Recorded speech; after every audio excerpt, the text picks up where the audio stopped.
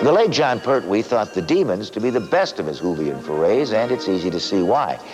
The story's flamboyant Gothic romanticism appealed to his sort of artistic temperament, and its English village witchcraft motif held fond resonance of countryside ghost stories. Plus, he got to drive the car and do the stunts. Now here, Pertwee and cronies revisit Devil's End and an England that, while evanescing into the 21st century, will never entirely disappear. Oh, do not tell the priest of light, or he would call it a sin.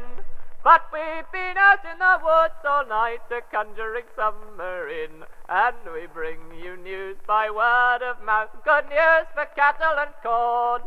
Now is the sun come up from the south, with oak and ash and thorn. Sing oak and ash and thorn, good sirs, all of a midsummer's morn. England shall fight till judgment tide by oak and ash and thorn.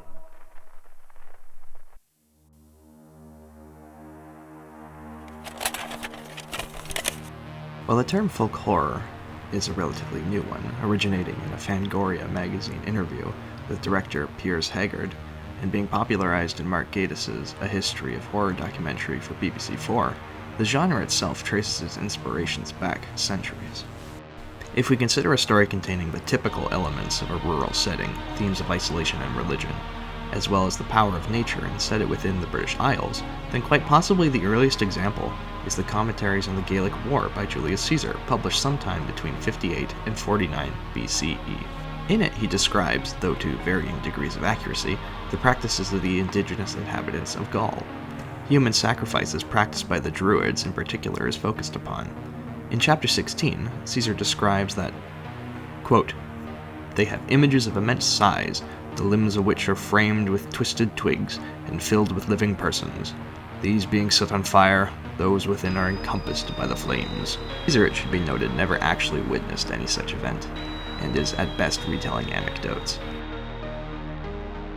The Doctor Who story The Dæmons, first broadcast between May 22nd and June 19th of 1971, proves to be one such pivotal installment, which references many folkloric elements. Two things are often attributed as major inspirations for the story's uncredited writers Barry Letts and Robert Sloman.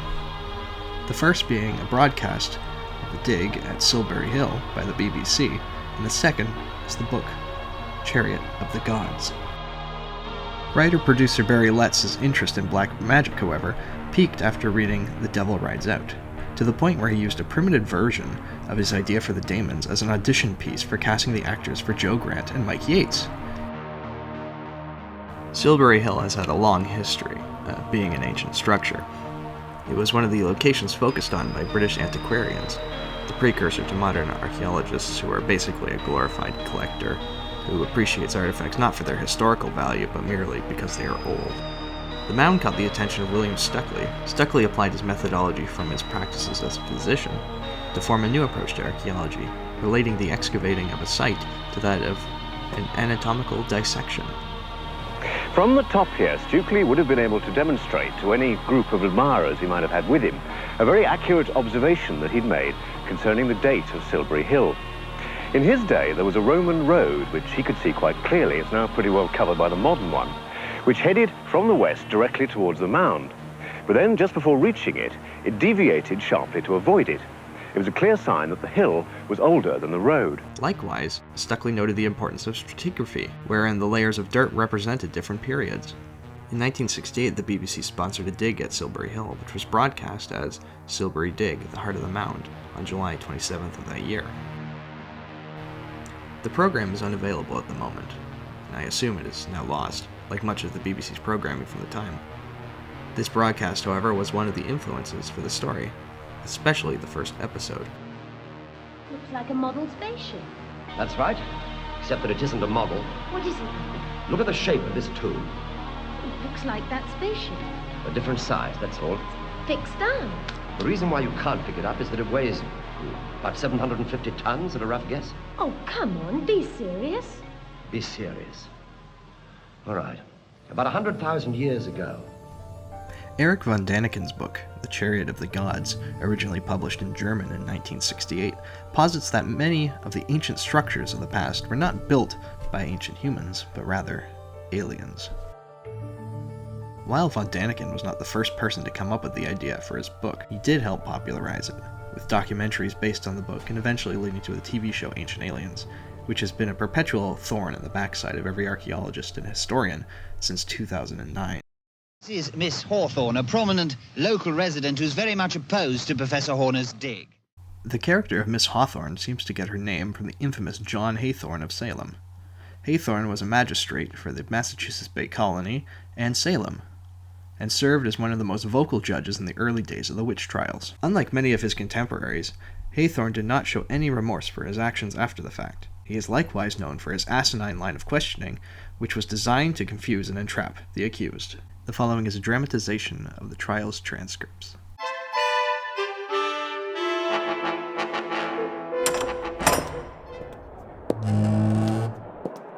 I am no witch. Why, if you have not wrote in the book? Yet tell me how far you have gone. I have no familiarity with the devil. How is it then that your appearance doth hurt these? I am innocent.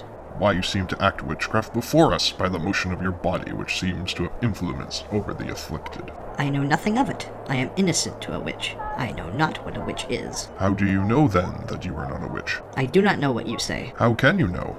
You are no witch, and yet not know what a witch is. I am clear. One of Haythorne's descendants, the author Nathaniel Hawthorne, added the W to the name in order to distance himself from the actions of his ancestors. Many of Nathaniel Hawthorne's novels tackle the period and paint Haythorne in a poor light. As a side note, this is a period that is explored wonderfully in the Doctor Who book, The Witch Hunters, though it is now out of print.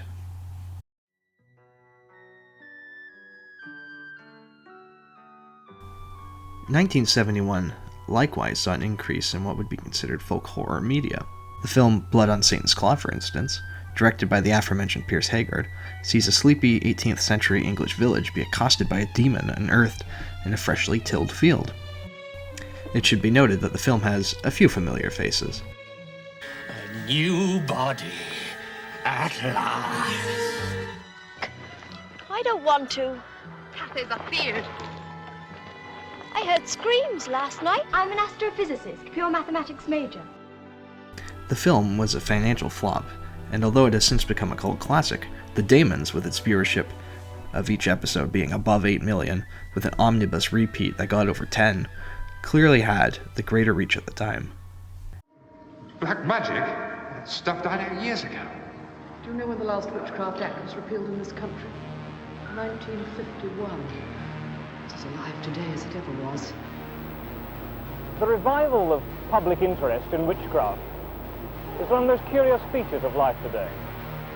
That same year, the BBC broadcasted a documentary entitled The Power of the Witch that interviewed self-proclaimed practitioners of witchcraft and their detractors who condemned their actions as sinful and dangerous. Doreen Valiente is a witch, and she believes that witchcraft should never be approached lightly.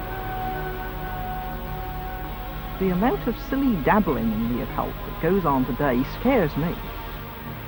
These people think that they're doing something terribly clever and terribly with it, and it's all great fun. And what they don't understand is that they're invoking forces which they can't fathom, and they're making themselves a channel by which those forces can come through into the world.